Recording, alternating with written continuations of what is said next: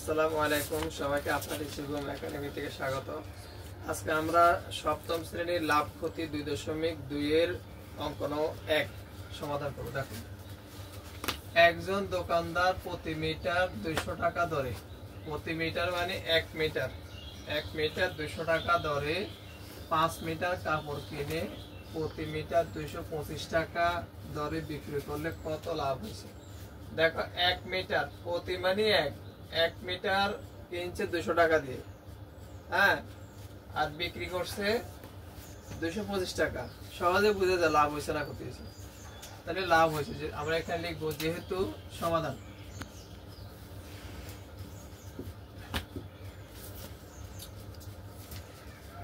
যেহেতু ক্রয় মূল্যের চেয়ে বিক্রয় মূল্য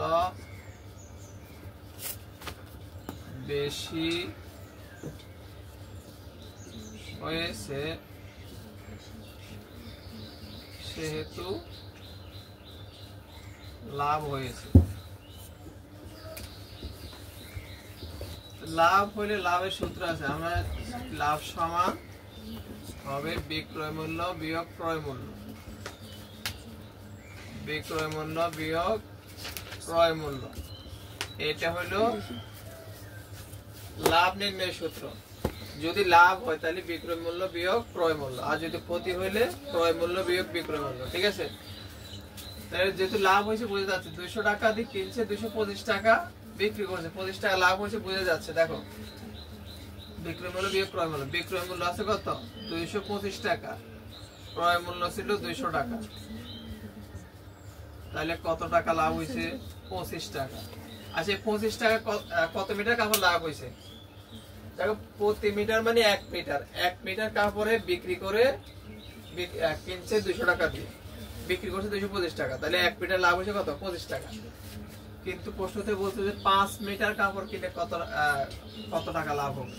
তা আমরা লিখবো 1 মিটার কাপড়ে লাভ হয়, 1 মিটার কাপড়ে লাভ হয় কত টাকা 25 টাকা, 25 টাকা। সুতরাং কত মিটার 5 মিটার কাপড়, তাহলে 5 মিটার কাপড়ে লাভ হয় নিশ্চয় আরো বেশি। 1 মিটারে যদি 25 টাকা লাভ হয়, তাহলে 5 মিটারে কত হবে, আরো বেশি হবে। তাহলে 1 মিটার কাপড়ে লাভ হয় 25 টাকা, সুতরাং 5 মিটার কাপড়ে লাভ হবে আরো বেশি হলে গুণ এত টাকা। 25 গুণ 5 করলে হবে 125 টাকা। উত্তর বলছে যে 5 মিটার কাপড়ে কত টাকা লাভ হবে। উত্তর 5 মিটার